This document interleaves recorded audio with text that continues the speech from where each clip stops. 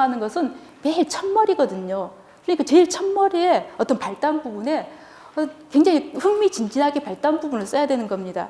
그래서 소설의 여러 가지 그런 화서 이야기들 중에서 가장 흥미있는 부분을 앞에 두고, 그러니까 시간적 순서는 뒤바뀌게 되는 것이죠. 시간적 순서는 뒤바뀌게 되더라도 흥미있는 부분을 앞에 두고 사건을 재배치하는 것, 이것을 보고 이제 플롯이라고 할 수가 있거든요. 그런데 플롯 구조는 되게 좀 이런 식으로 되어 있습니다. 많은 소설들이 발단, 전개, 절정 및 결말 이런 식으로 되어 있는데요. 이 발단에서 전개로 넘어가는 부분, 그리고 전개에서 절정 및 결말로 넘어가는 부분을 우리는 플롯 포인트라고 말을 합니다. 제임스 스콧벨이라고 하는 사람이 이러한 플롯 포인트를 돌아갈 수 없는 문이라는 개념으로 이제 설명을 했거든요.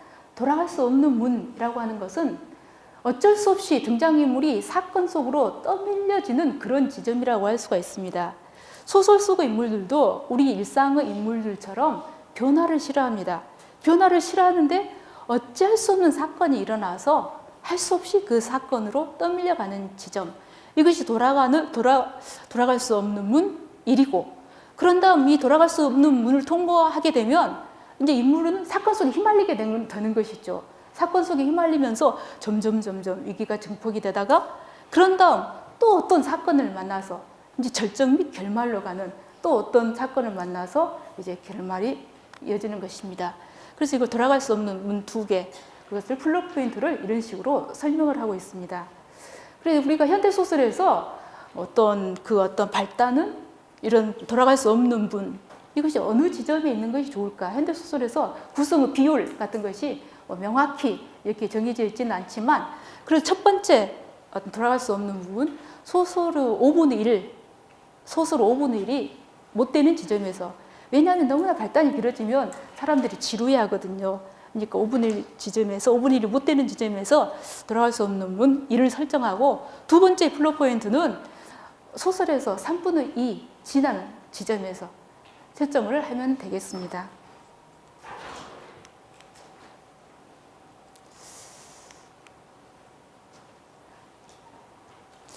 그러면 아까 이제 제 소설에 있어서 소리소닷컴으로 돌아가서 제가 이제 그 소설을 이제 플롯을 짜려고 했는데, 제가 이제 이 소설이 처음 시작한 그 아이디어가 이 자연계에서 소리가 좀 남아 있을 수 있다. 소리가 남아있는다면 어떻게 될까라고 하는 이제 그런 생각에서, 그런 아이디어로부터 출발했잖아요. 그래서 제가 이런 소설을 쓰려고 하면서 이거 정말 그런 일이 있을 수 있을까라고 하는 것을 좀 궁금한 생각이 났어요. 그래서 소리를 연구하는 소리 전문가를 한번 제가 찾아갔죠.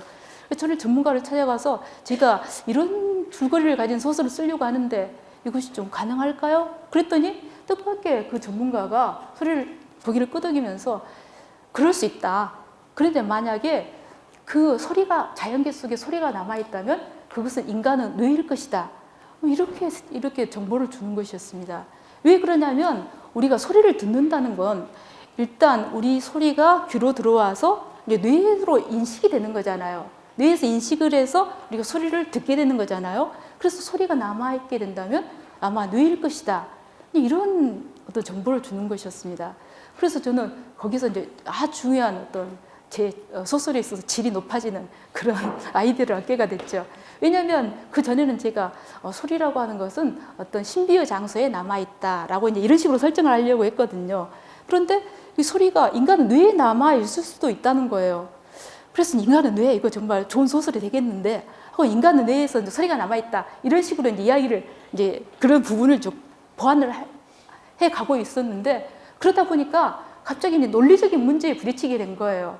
왜냐하면 내가 소리를 찾으려고 하다가 뜻밖의 다른 사람의 말을 듣게 되고 거기서 비밀을 알게 된다. 좀 이런 설정이었잖아요. 그러니까 어떤 제3의 장소에서 소리가 있다면 그 소리에 가서, 그 장소에 가서, 소리소라는 곳에 가서 그 소리를, 다른 사람의 소리를 찾을 수가 있는데, 그 소리가 자기 뇌에 남아있다면, 뇌라고 하는 것은 결국은 자기 귀를 통해서 들어온 거잖아요. 자기 귀를 통해서 들어온 것에 무슨 비밀이 있을 수가 있겠습니까? 그래서 이제 거기서 굉장히 소리가 뇌에 남아있다는 건 굉장히 좋은 이야기인데 논리적으로 좀 말이 안 된다. 그래서 지금 고민을 하고 그다음에 이제 소리에 대한 책들을 이제 읽어보게 됐죠. 그러니까 우리가 항상 소설을 쓸 때는요, 이 전문가가 쓴 책이라든가 그 속에 전문적인 지식이 담겨져 있는 그런 것들이 그런 것에 대한 그 탐색이 필요하거든요. 그래서 소리에 대한 책을 읽다가 보니까 거기서 이제 해법을 찾게 됐어요. 그 해법이 뭐였냐면 소리에는 가면 현상이라고 하는 것이 있었습니다. 소리의 가면 현상. 그것은 뭐냐면 소리라고 하는 것이 상대적으로 큰 소리가 있으면 작은 소리가 안 들리고 가까운 소리가 있으면 먼 데 소리가 안 들린다. 이것이 바로 소리의 가면 현상이었거든요. 그러니까 소리가 내가 들은 소리, 그러니까 소리가 많은 소리가 나한테 들어와 있는데 큰 소리만 내가 인식을 하고 있었던 거예요. 그러니까 머리가 만약 뇌 속에서 이 소리의 가면 현상이 없어진다면 그 남이 한 이야기도 내 뇌에서 발견할 수 있지 않겠는가. 이렇게 이제 좀 논리적인 문제가 해결이 됐죠. 그래서 이런 것들을 이제 보완해서 마지막으로 제 소설에서 이제 플롯을 한번 이렇게 정해 짜봤습니다. 자, 이제 또 누가 한번 읽어주시겠어요? 첫 번째, 중년의 사내가 회사가 합병되리라는 말을 동창에게 전한다. 두 번째, 그 말은 부장에게서 먼저 나왔으나 사내는 회사의 기밀을 누설했다는 누명을 쓰고 실직을 당한다. 세 번째, 사내는 에너지 보존의 법칙을 떠올리며 어디엔가 소리가 남아있지 않을까 생각하게 된다. 네 번째, 사내는 부장의 소리를 찾아 누명을 벗으려고 소리에 관한 사이트를 찾아 인터넷을 뒤진다.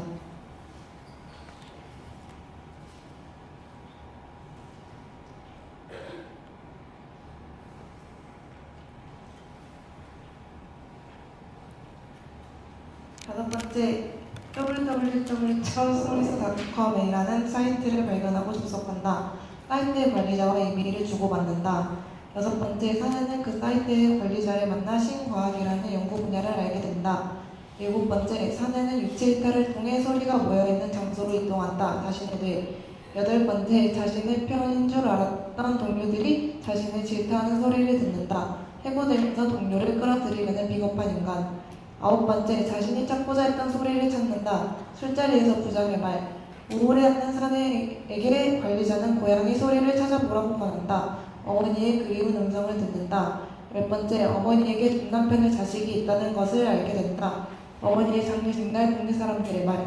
사내는 극도의 피곤을 느끼며 이곳에서 빠져나가고 싶어한다.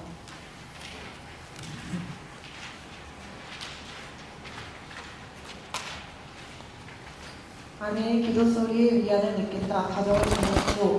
여섯 번째, 아내에게 사랑하는 사람이 있다는 것을 알게 된다. 아내와 아내 친구의 전화통화. 결말. 12번째, 사내는 어둡고 회의적인 사람을 연모한다. 13번째, 사내는 끊임없이 숨겨진 소리에 대한 유혹을 느낀다. 14번째, 발화되지 않는 소리를 찾지 않겠느냐는 메일이 도착한다. 네, 그 아까 소리가 뇌에 남아있을 수도 있다라고 하는 그 전문가 이야기는 제가 이제 마지막 결말을 잡는 데서도 굉장히 어떤 그 좋은 아이디어를 줬어요. 왜냐하면 소리가 우리 귀로 들어와서 뇌에 남아있다. 그렇다면 만약 거꾸로 생각을 한다면 우리가 이제 말을 한다고 하는 것은 머릿속에서 먼저 뇌에서 생각을 한 다음에 그다음에 말을 하게 되는 거잖아요.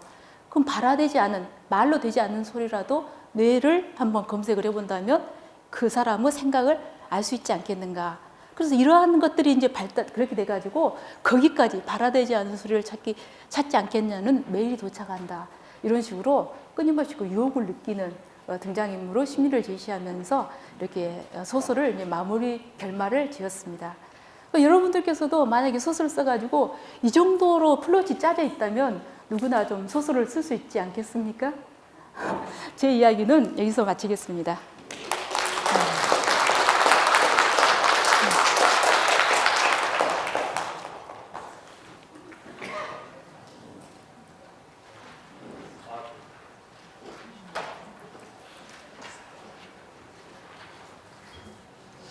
자, 우리 이임란 교수님께 박수 부탁드립니다. 여러분, 저 중간에 마이크 꽂는 소리 들으셨죠? 다 여러분들을 위해서 준비한 장소입니다. 질문도 있어서 중간에 들어봤습니다. 자, 이제 여러분들이 직접 저 소설 한 번 써보는 그런 걸 여러분들이 들으셨는데 궁금한 점이라든지 이런 것들이 여러분들하고